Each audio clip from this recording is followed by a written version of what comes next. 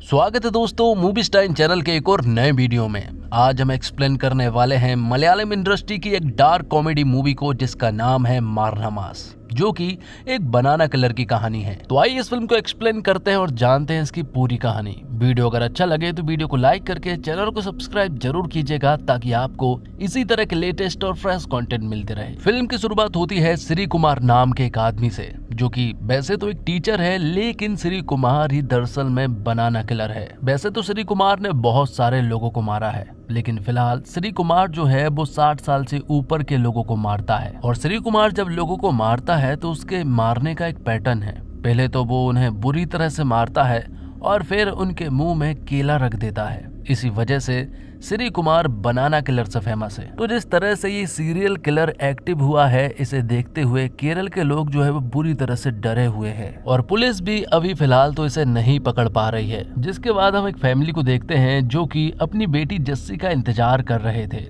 थोड़ी देर के बाद ही जस्सी आ जाती है और मालूम चलता है कि जस्सी जो है वो अक्सर इतनी ही रात को आया करती है। जस्सी की दादी जस्सी को समझाती भी है कि इतनी रात तक तुम्हें बाहर नहीं घूमना चाहिए क्योंकि शहर में बनाना किलर घूम रहा है। अब आगे में बताया जाता है कि पुलिस डिपार्टमेंट ने एक अजय रामचंद्रन नाम के पुलिस इंस्पेक्टर को इस सीरियल किलर को ढूंढने की जिम्मेदारी दी है और कहा जा रहा है कि अजय रामचंद्रन दरअसल में बहुत ही खतरनाक है। लेकिन तभी हमें अजय रामचंद्रन को दिखाया जाता है जो कि एक साइकाइट्रिस्ट के पास था और वो इनके पास बैठकर बुरी तरह से रो रहा था। दरअसल में बात कुछ ऐसी है कि अजय का कुत्ता फकरू जो है वो कई दिनों से गायब है। अजय अपने कुत्ते फकरू को बेटे से भी ज्यादा प्यार करता है और अजय की बीवी फकरू की वजह से ही घर छोड़कर चली गई है, लेकिन इससे अजय को कोई फर्क नहीं पड़ता है, उसे बस फकरू को ढूंढना है। जिसके बाद हम एसआई टाइगर को देखते हैं जिसे एक लड़के पर शक है और उन्हें ऐसा लगता है कि यही सीरियल किलर है, इसलिए वो उसे पकड़ने के लिए उसके घर पर पहुंच जाते हैं। टाइगर एसआई जिस लड़के को पकड़ने के लिए गए हैं उसका नाम ल्यूक है और वो अपने एरिया में बहुत ज्यादा फेमस है। तो टाइगर एसआई ने ल्यूक को पुलिस स्टेशन लेकर आ गए थे और टाइगर एसआई को ल्यूक पर इसलिए शक है क्योंकि पिछले 2 हफ्ते से ल्यूक जो है वो केले खरीद रहा है, इसलिए उन्हें ऐसा लगता है कि यही बनाना किलर है। तभी ल्यूक के एरिया का एक आदमी आता है और वो टाइगर एसआई को बताता है कि ल्यूक तो सीरियल किलर हो ही नहीं सकता है, ये तो बस छोटे छोटे उल्टे सीधे काम करता है। जैसे इसने पुलिस स्टेशन के मॉडल को OLX पर बेचने की कोशिश की थी और तो और इसने मेरे ही क्रोम हिस्ट्री को पब्लिक कर दिया था और भी कई सारी उल्टी सीधी हरकतें हैं जो कि ल्यूक करता है, जो देखकर पुलिस इंस्पेक्टर समझ जाते हैं कि ऐसा तो शायद सीरियल किलर नहीं करते होंगे, इसलिए वो उसे छोड़ देते हैं। जब ल्यूक को छोड़ा गया तो हम देखते हैं कि यहाँ पर बहुत सारी भीड़ इकट्ठी थी और वो तो उसे बिल्कुल हीरो समझ रहे थे। जिसके बाद हम आरूबी नाम के एक आदमी को देखते हैं जो कि हर साल अपने पिता की पुण्यतिथि पर पूजा करवाता है। आरूबी ने अपने पिता को बचपन में ही खो दिया था, जिस वजह से वो अपने पिता को बहुत ज्यादा याद करता है क्योंकि आरूबी को कभी भी पिता का प्यार नहीं मिल पाया है। बचपन में ही उसकी माँ भी मारी गई थी। आगे मालूम चलता है कि आरूबी एक बस का कंडक्टर है और उस बस का ड्राइवर जो है वो जितिन नाम का आदमी है, जो कि सभी को बता रहा था कि 16 दिसंबर को उसकी शादी है और ये उसका 22वां अटेम्प्ट होगा। दरअसल में बात कुछ ऐसी है कि जितिन ने 21 बार शादी करने की कोशिश तो की है, लेकिन हर बार कोई ना कोई लड़की वालों के पास कॉल करके जितिन के बारे में बता देता है उल्टा सीधा, जिस वजह से जितिन की शादी नहीं हो पा रही है और अब वो 22वीं बार कोशिश कर रहा है और अब शादी फिक्स हो चुकी है। जिसके बाद हम देखते हैं ल्यूक को जो कि अपनी एक्स गर्लफ्रेंड जस्सी के पास जा रहा था। वो उसके पास ब्रेकअप करने के लिए ही जा रहा था, लेकिन जब वो वहां पहुंचा तो वो जस्सी के सामने गिड़गिड़ाने लगा कि मुझे माफ कर दो, हम दोनों फिर से एक दूसरे के साथ रह सकते हैं। लेकिन यहाँ पर जस्सी कहती है कि तुम्हारे ऊपर सीरियल किलर के आरोप लगे हैं, इसलिए मैं तुम्हारे साथ नहीं रह सकती। और तो और ल्यूक यहाँ पर जस्सी से बदतमीजी से बात कर रहा था, जो देखते हुए जस्सी कहती है कि अब तो मैं तुम्हारे साथ बिल्कुल नहीं रह सकती हूँ, तुम यहाँ से जा सकते हो। तो फिर गुस्से में जस्सी यहाँ से चला जाता है। जिसके बाद हम देखते हैं श्री कुमार उर्फ सीरियल किलर बनाना किलर को, जो कि बच्चों को हॉरर स्टोरी सुना रहा था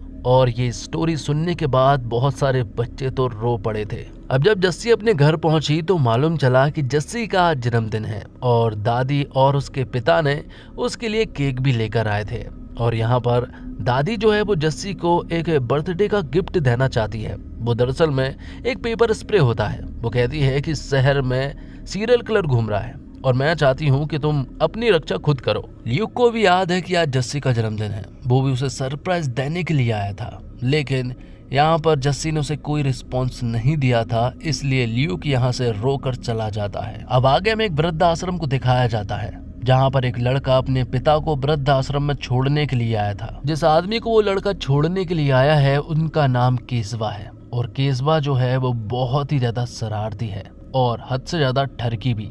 यही बात उनका लड़का यहाँ के ओनर को बता रहा होता है। अब जिस बस में आरूबी काम करता है उसी बस से यहाँ पर जस्सी का भी आना जाना लगा रहता है। तो दूसरी तरफ हम देखते हैं अजय रामचंद्रन को, जो कि सीरियल किलर को ना ढूंढते हुए सिर्फ और सिर्फ अपने कुत्ते फकरू को ढूंढने पर फोकस कर रहा था। तो वही सीरियल किलर श्री कुमार ने अपना नेक्स्ट टारगेट जो है वो सिलेक्ट कर लिया था, जो कि एक बूढ़ा आदमी था जो कि काफी ज्यादा बीमार था।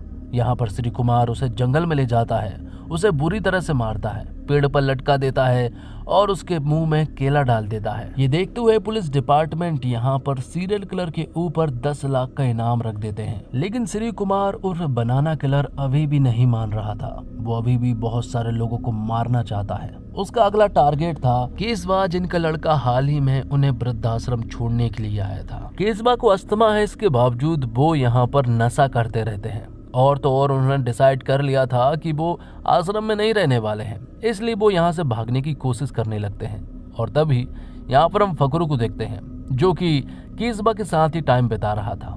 मौका देकर केसबा यहाँ से भाग निकलते हैं और यहाँ पर फकरू जो है वो उनके पीछे पीछे आ रहा था, इसलिए वो उसे एक ऑटो से बांध देते हैं। यहाँ से भागने के बाद केसवा सीधा एक बार में पहुंचता है और वहां उनकी मुलाकात होती है श्री कुमार से। श्री कुमार दरअसल में केसवा को ही ढूंढ रहा था कि आखिरकार केसवा कहाँ चला गया है, क्योंकि श्री कुमार ने केसवा को सभी जगह ढूंढ लिया था, लेकिन केसवा उसे कहीं भी नहीं मिला था, क्योंकि वो तो आश्रम जा चुका था। तो केसवा ने यहाँ पर बहुत सारी शराब पी ली थी और नशे में होकर उसने यहाँ की टीवी तोड़ दी थी, जिस वजह से यहाँ पर केसवा को सभी लोग मारने लगे थे।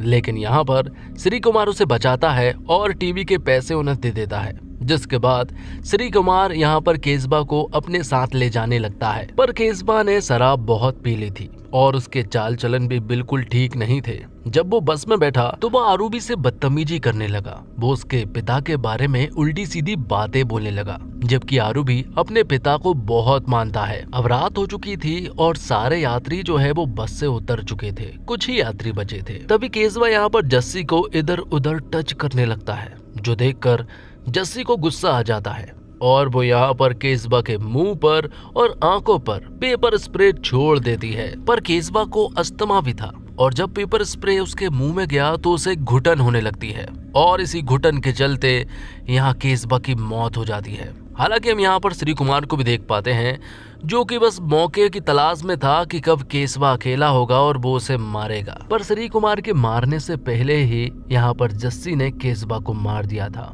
अब बस में कुछ ही लोग थे, जैसे conductor आरूबी, bus driver Jitin, Shri Kumar और जस्सी थे। बस ड्राइवर जितिन चाहता है कि वो इस बस को पुलिस स्टेशन लेकर चले, क्योंकि ये क्राइम है और वो इस क्राइम में शामिल नहीं होना चाहता है। उसकी शादी होने वाली है 16 दिसंबर को और वो नहीं चाहता है कि एक बार फिर से उसकी शादी टूटे। लेकिन श्री कुमार ऐसा नहीं चाहता है, क्योंकि अगर वो पुलिस स्टेशन गए तो हो सकता है कि पुलिस वाले उसे पकड़ लें।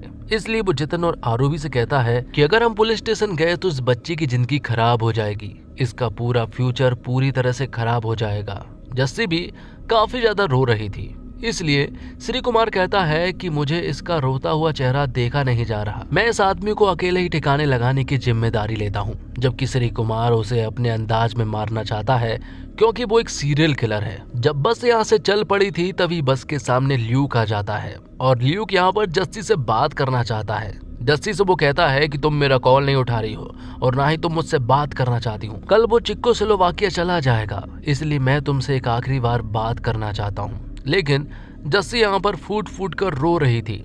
जो देखकर यहाँ पर ल्यूक को गुस्सा आ जाता है। उसे ऐसा लगता है कि यहाँ जस्सी के साथ किसी ने बदतमीजी की है, इसलिए वो लोगों के साथ लड़ने भिड़ने लगता है और पूछने लगता है कि आखिरकार जस्सी के साथ किसने बदतमीजी की। लेकिन तभी जस्सी ही ल्यूक को बता देती है कि मेरे हाथ ये बूढ़ा आदमी गलती से मारा गया है। ये सुनकर तो ल्यूक भी पूरी तरह से हैरान रह जाता है। ल्यूक को बता दिया जाता है कि ये आदमी जो है वो इस आदमी को ठिकाने लगाने की पूरी जिम्मेदारी ले रहा है। लेकिन ल्यूक को ये बात कुछ खास पसंद नहीं आई। वो कहता है कि आखिरकार तुम इतना बड़ा रिस्क क्यों लेना चाहते हो। ल्यूक को यहाँ पर उस आदमी के ऊपर शुरुआत से ही शक हो रहा था कि आखिरकार श्री कुमार इतना बड़ा रिस्क क्यों ले रहा है। लेकिन श्री कुमार कहता है कि वो बस इंसानियत दिखा रहा है और वो इस लड़की की मदद करना चाहता है। लेकिन ल्यूक कहता है कि अगर फंसेंगे तो सारे एक साथ ही फंसेंगे, इसलिए वो केसवा की डेड बॉडी को कब्रिस्तान ले जाने लगते हैं। जब वो उस कब्रिस्तान में पहुंचे तो अचानक से यहाँ पर एक चुड़ैल जो है वो उनकी नजदीक आने लगती है।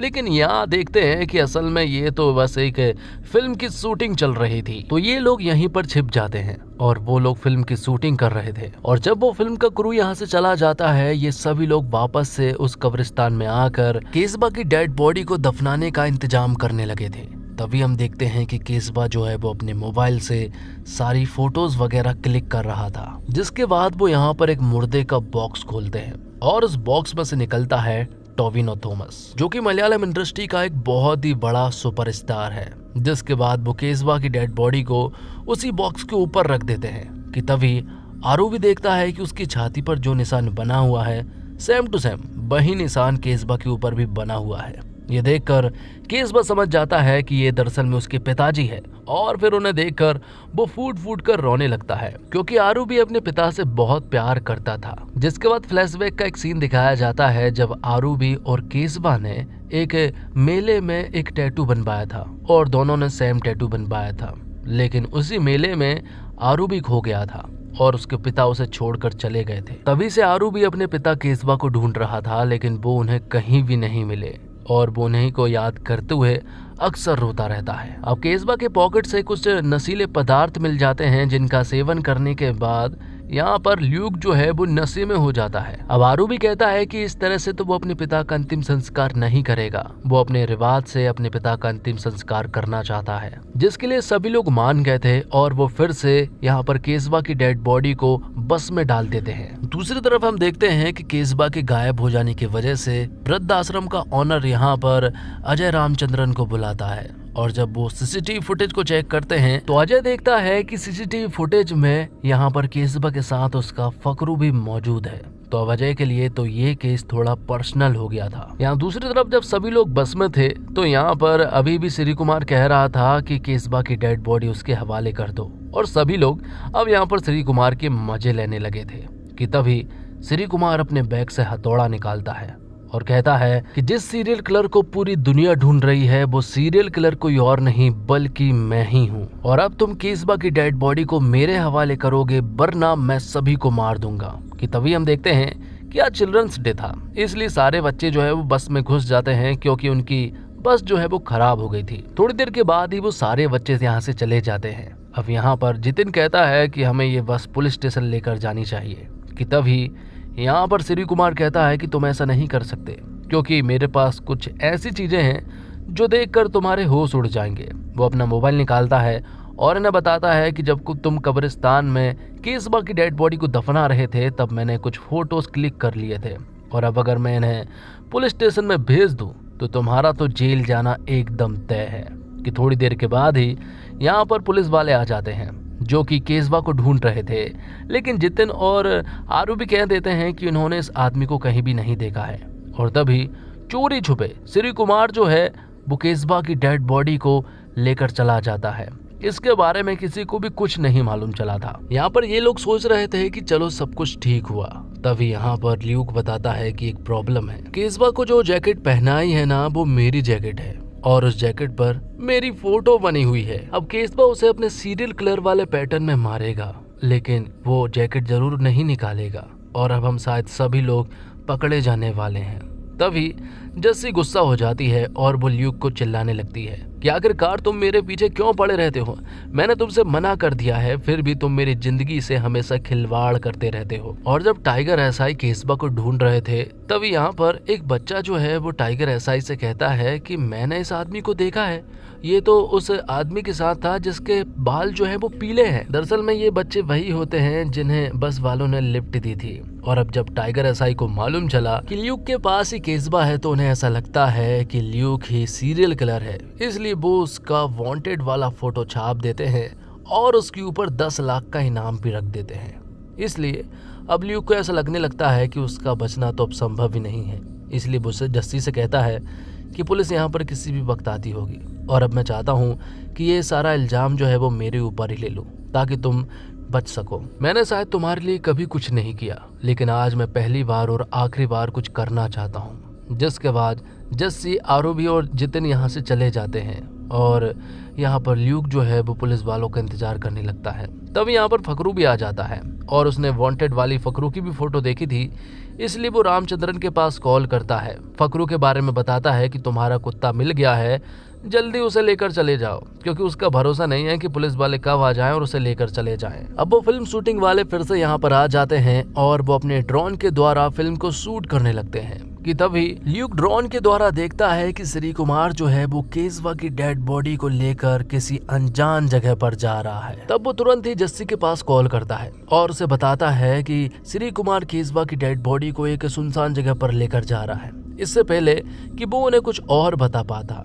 यहाँ पर उन फिल्म शूटिंग वालों को यहाँ ल्यूक के बारे में मालूम चल गया था कि ये तो वांटेड है और इसके ऊपर 10 लाख रुपए का इनाम है, इसलिए वो उसे पकड़ लेते हैं। लेकिन अब धीरे धीरे ल्यूक के बारे में सभी को मालूम चलता जा रहा था, इसलिए अब सभी लोग ल्यूक के पीछे पड़ चुके थे कि तभी यहाँ पर हम अजय रामचंद्रन को देख पाते हैं जो कि ल्यूक को पकड़ने के लिए आ चुका था। और अब उनके बीच में फाइट होने लगी थी कि ल्यूक को वो पुलिस के हवाले करेंगे और 10 लाख रुपए को हासिल करेंगे कि तभी यहाँ पर ल्यूक जो है फकरू के ऊपर एक हथौड़ा तान देता है और कहता है कि अगर आगे बढ़ने की कोशिश की तो वो फकरू को मार देगा, मेरे पीछे आने की कोशिश मत करना। जिसके बाद ल्यूक जो है वो सुनसान जगह पर चला जाता है जहां पर कि श्री कुमार मौजूद था और श्री कुमार यहां पर अपने सीरियल किलर वाले पैटर्न से केसबा को मारने ही वाला था कि तभी हम देखते हैं कि ल्यूक यहां पर आ जाता है और वो फुल कॉन्फिडेंस से श्री कुमार से कह रहा था कि आज तुम्हारी कहानी यहीं पर समाप्त हो जाएगी। लेकिन यहाँ पर हम देखते हैं कि श्री कुमार तो एक साइको किलर है और वो ल्यूक को बुरी तरह से मारने लगता है। श्री कुमार यहाँ पर ल्यूक को इस तरह से मारता है कि ल्यूक तो पूरी तरह से अधमरा हो जाता है, उसे वो अब पूरी तरह से मारने वाला था। श्री कुमार ल्यूक को टांग देता है और जब वो मरने ही वाला था कि तभी हम देखते हैं कि जितिन अपनी बस लेकर यहाँ पर पहुंच जाता है आरूबी और जस्सी को लेकर। उन्होंने ल्यूक को तो बचा लिया था, लेकिन श्री कुमार से उनका बचना कैसे पॉसिबल होगा, क्योंकि श्री कुमार बहुत ही खतरनाक है।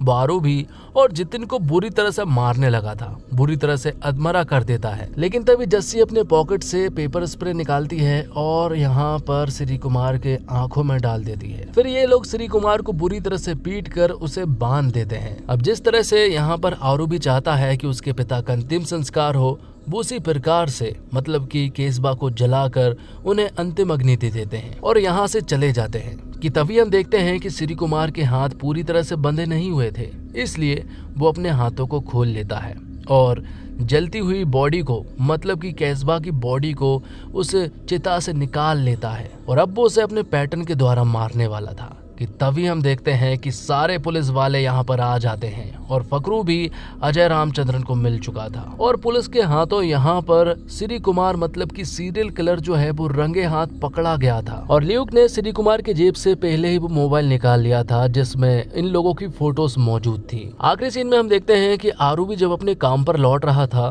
तभी उसने यहाँ पर कुछ लोगों को देखा जिनकी छाती पर वही टैटू था जो कि केसवा की छाती पर था और आरूबी की छाती पर भी था। ये देखकर वो समझ गया था कि केसवा उसके पिता नहीं थे, क्योंकि ये टैटू तो हर दूसरे चौथे आदमी के ऊपर है। और इसी के साथ ये फिल्म यहीं पर समाप्त हो जाती है। तो दोस्तों उम्मीद करता हूँ आपको वीडियो पसंद आई होगी। वीडियो पसंद आई हो तो वीडियो को लाइक करके चैनल को सब्सक्राइब जरूर कीजिएगा और नोटिफिकेशन बेल को भी ऑल पर कर दीजिएगा ताकि आपको इसी तरह के लेटेस्ट और फ्रेश कंटेंट मिलते रहे। मिलते एक और कमाल की वीडियो के साथ, तब तक के लिए आप हमारे इस चैनल के साथ बने रहिए। धन्यवाद। जय हिंद, जय भारत, जय श्री राम।